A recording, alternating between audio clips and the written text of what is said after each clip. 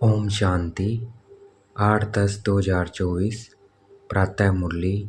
ओम शांति बाप दादा मधुबन। ओम शांति मीठे बाप दादा, मीठे बच्चे। हाँ जी मीठे बाबा, बुद्धि को रिफाइन बनाना है तो एक बाप की याद में रहो। याद से ही आत्मा स्वच्छ बनती जाएगी।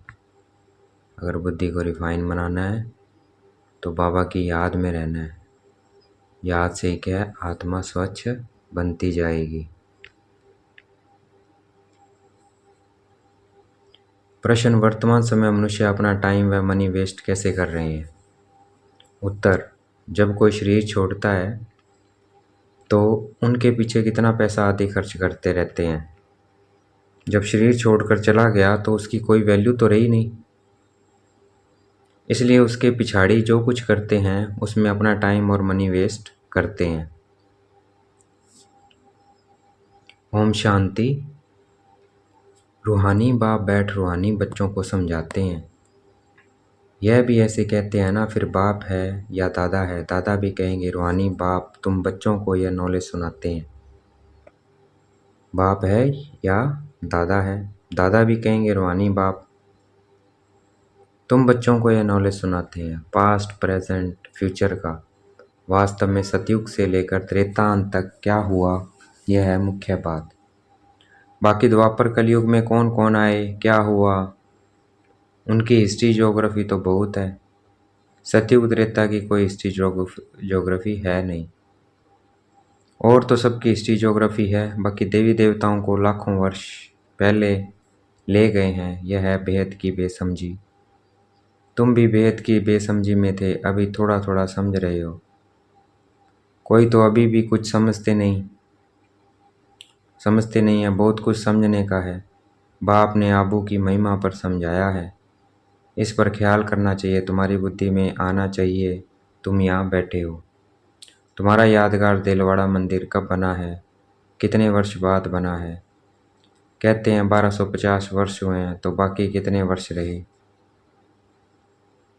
दिलवाड़ा मंदिर कब बना है, कितने वर्ष बाद बना? कहते हैं 1250 वर्ष हुए हैं बने को, तो बाकी कितने वर्ष रह गए? 3750 वर्ष रहे। तो उन्होंने भी अभी का यादगार और बैकुंठ का यादगार बनाया है। मंदिरों की भी कंपटीशन होती है ना, एक दो से अच्छा बनाएंगे। अभी तो पैसा ही कहाँ है जो बनावे। पैसा तो बहुत था तो सोमनाथ का मंदिर कितना बड़ा बनाया। अभी तो बनाना इसके भल आगरे आदि में बनाते रहते हैं, परंतु वह सब है फालतू। मनुष्य तो अंधियारे में है ना, जब तक बनावे तब तक विनाश भी आ जाएगा। यह बातें कोई भी नहीं जानते हैं, तोड़ते हैं और बनाते रहते हैं। पैसे मुफ्त में आते रहते हैं, सब वेस्ट होता रहता है। Waste of time, waste of money, waste of energy.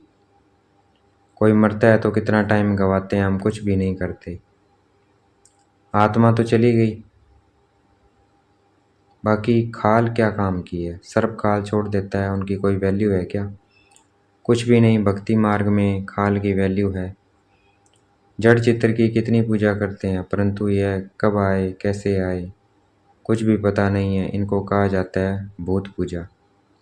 5 तत्वों की पूजा करते हैं, समझो यह लक्ष्मी नारायण स्वर्ग में राज्य करते थे। अच्छा, 150 वर्ष आयु पूरी हुई, शरीर छोड़ दिया, बस शरीर तो कोई काम का न रहा। उनकी वहाँ क्या वैल्यू होगी? आत्मा चली गई, शरीर चंडाल के हाथ दे दिया, वह रस्म रिवाज अनुसार जला देंगे। ऐसे नहीं उनकी मिट्टी लेकर उड़ाएंगे नाम करने के लिए, कुछ भी नहीं। यहाँ तो कितना करते हैं, ब्राह्मण खिलाते हैं, यह करते हैं, वहाँ यह कुछ होता नहीं है। खाल तो कोई काम की नहीं रही। खाल को जला देते हैं, बाकी चित्र रहते हैं। 100 भी एक्यूरेट चित्र मिलना इसके। यह आदि देव की पत्थर की मूर्ति एक्यूरेट थोड़ी है। पूजा जब शुरू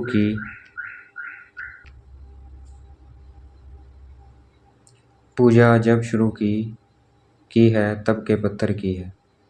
असुल जो था वह तो जल कर खत्म हो गया ना, फिर भक्ति मार्ग में यह निकला है। इन बातों पर भी सोच तो चलता है ना। आबू की महिमा को अच्छी रीति सिद्ध करना है। तुम भी यहाँ बैठे हो, यहाँ ही बाप सारे विश्व को नरक से स्वर्ग बना रहे हैं, तो यही सबसे ऊंच से ऊंच तीर्थ ठहरा।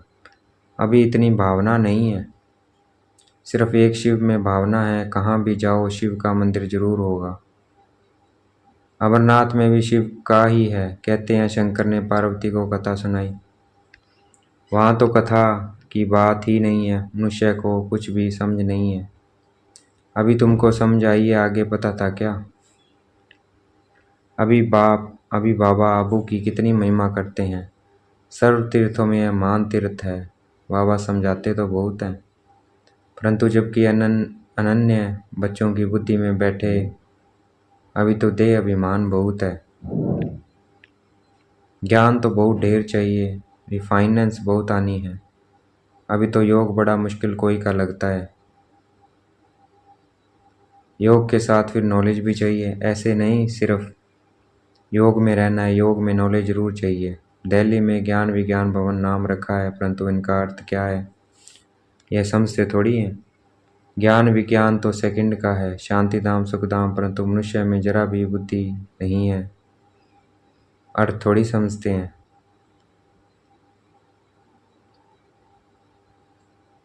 चिन्मयानंद आदि कितने बड़े बड़े सन्यासी आदि हैं। गीता सुनाते हैं, कितने उन्होंने ढेर फॉलोवर्स हैं। सबसे बड़ा जगत का गुरु तो एक ही बाप है।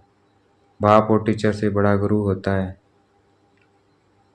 स्त्री कभी दूसरे पति नहीं करेगी तो गुरु भी दूसरा नहीं करना चाहिए। एक गुरु किया, उनको ही सदगति करनी है, फिर और गुरु क्यों? सतगुरु तो एक ही है। वेद का बाप है, सतगुरु तो एक ही है, वेद का बाप है, सबकी सदगति करने वाला है, परंतु इन बातों को बहुत है जो बिल्कुल समझते नहीं है। बाप ने समझाया यह राजधानी स्थापन हो रही है तो नंबरवार होंगे ना। कोई तो रिंचक भी समझ नहीं सकते। ड्रामा में पार्ट ऐसा है, टीचर तो समझ सकते हैं। जिस शरीर द्वारा समझाते हैं उनको भी तो मालूम पड़ता होगा। यह तो गुड़ जाने गुड़ की कोठरी जाने। गुड़ शिव बाबा को कहा जाता है, वह सबकी अवस्था को जानते हैं। हर एक की पढ़ाई से समझ सकते हैं कौन कैसे पढ़ते हैं, कितनी सर्विस करते हैं, कितना बाबा की सर्विस में जीवन सफल करते हैं। ऐसे नहीं इस ब्रह्मा ने घर बार छोड़ा है इसलिए लक्ष्मी नारायण बनते हैं, मेहनत करते हैं ना। यह नॉलेज बहुत ऊंची है।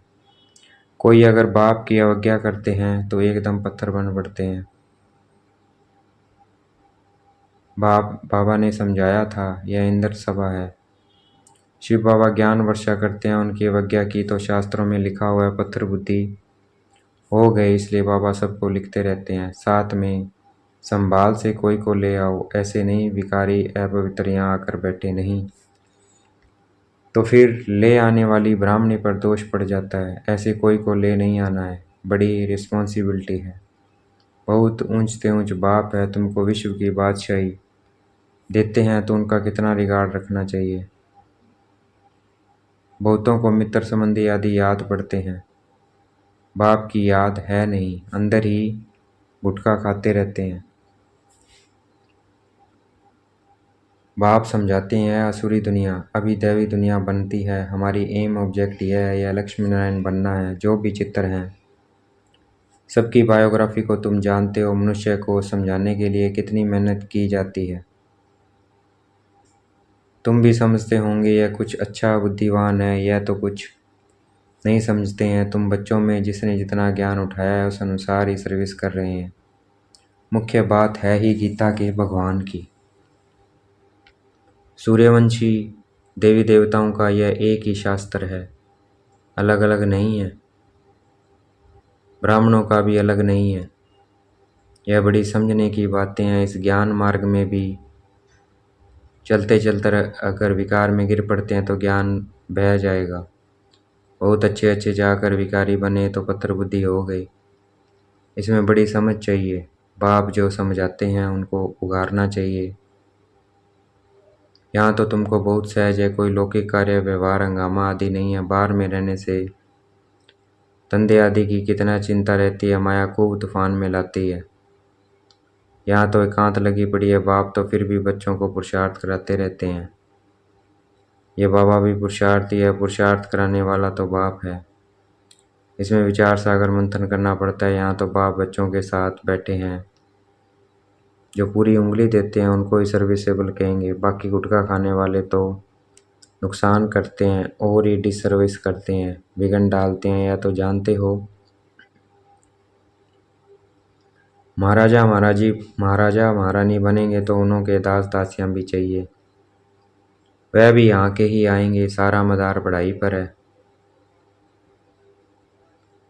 इस शरीर को भी खुशी से छोड़ना है, दुख की बात नहीं है। पुरुषार्थ के लिए टाइम तो मिला हुआ है, ज्ञान सेकंड का है। बुद्धि में है, शिव बाबा से वर्षा मिलता है। थोड़ा भी ज्ञान सुना, शिव बाबा को याद किया तो भी आ सकते हैं। प्रजा तो बहुत बनने की है। हमारी राजधानी सूर्यवंशी चंद्रवंशी यहाँ स्थापन हो रही है। बाप का बनकर अगर गलानी करते हैं तो बहुत बोझा चढ़ता है, एकदम जैसे रसातल में चले जाते हैं। बाबा ने समझाया है, जो अपनी पूजा बैठ कराते हैं वह पूज्य कैसे कहला सकते हैं। सर्व का सदगति दाता कल्याण करने वाला तो एक ही बाप है। मनुष्य तो शांति का भी अर्थ नहीं समझते हैं। हठ योग से प्राणायाम आदि चढ़ाना, उसको ही शांति समझते हैं।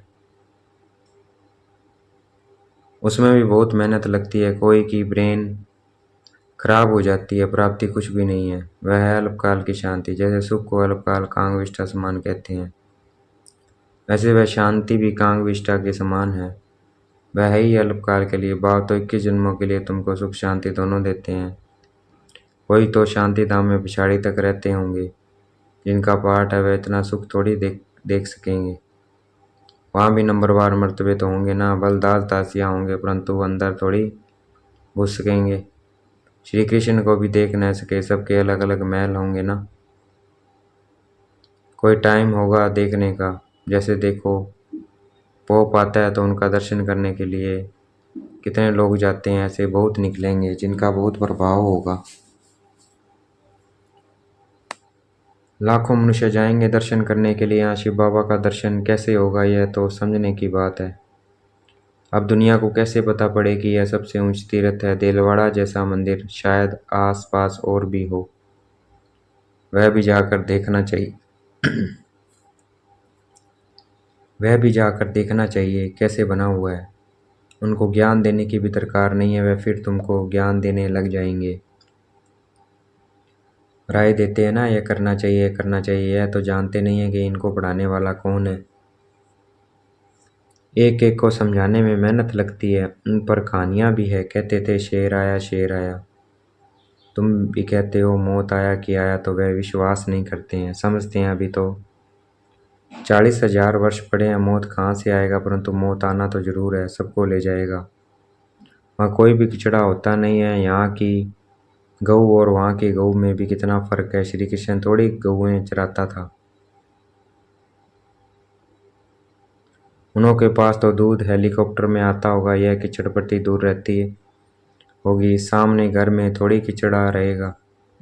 वहाँ तो अपरम अपार सुख है, जिसके लिए पूरा पुरुषार्थ करना है। कितने अच्छे अच्छे बच्चे सेंटर से आते हैं, बाबा देखकर कितना खुश होते हैं। नंबरवार पुरुषार्थ अनुसार फूल निकलते हैं। फूल जो है वह अपने को भी फूल समझते हैं।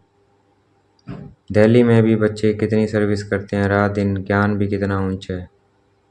आगे तो कुछ नहीं जानते थे, अब कितनी मेहनत करनी पड़ती है। बाबा के पास तो सब समाचार आते हैं, कोई का सुनाते हैं कोई का नहीं सुनाते हैं, क्योंकि ट्रेटर भी बहुत होते हैं। बहुत फर्स्ट क्लास भी ट्रेटर्स बन पड़ते हैं, थर्ड क्लास भी ट्रेटर है। थोड़ा ज्ञान मिला तो समझते हैं हम शिव बाबा के भी बाबा बन गए। पहचान पहचान तो है नहीं कि कौन नॉलेज देते हैं। अच्छा देखेंगे, बाप दादा याद प्यार दे रहे हैं। मीठे मीठे सिकलते बच्चों प्रति माता पिता बाप दादा का याद प्यार और गुड मॉर्निंग। रूहानी बाप की रूहानी बच्चों को नमस्ते। हमें भी याद प्यार देने हैं। हम रूहानी बच्चों की रूहानी बाप दादा को दिल व जान शिकवा प्रेम से बेहद का याद प्यार और नमस्ते। धारणा के लिए मुख्य सार। विश्व की बादशाही देने वाला बाप का बहुत बहुत रिकॉर्ड रखना है। बाप की सर्विस में अपनी जीवन सफल करनी है। पढ़ाई पर पूरा पूरा ध्यान देना है। बाप से जो ज्ञान मिलता है उस पर विचार सागर मंथन करना है। कभी भी विघ्न रूप नहीं बनना है। डिस सर्विस नहीं करनी है, अहंकार में नहीं आना है। देखना बाबदाद ने मस्तक पे हाथ रखा वरदान दे रहे हैं। चारों ही सब्जेक्ट में बाप के दिल पसंद मार्क्स लेने वाले दिल तख्त नशीन भव। चारों ही सब्जेक्ट ज्ञान योग धारणा सेवा, बाप के दिल पसंद मार्क्स लेने वाले दिल तख्त नशीन भव। व्याख्या है, जो बच्चे चारों ही सब्जेक्ट में अच्छे मार्क्स लेते हैं, आदि से अंत तक अच्छे नंबर से पास होते हैं, उन्हें ही पास विद ऑनर कहा जाता है। बीच बीच में मार्क्स कम हुई फिर मेकअप किया ऐसे नहीं, लेकिन सभी सब्जेक्ट में बाप के दिल के पसंद ये दिल तख्त नशीन बनते हैं। साथ साथ ब्राह्मण संसार में सर्व के प्यारे, सर्व के सहयोगी, सर्व का सम्मान प्राप्त करने वाले दिल तख्त नशीन सो राज्य तख्त नशीन बनते हैं।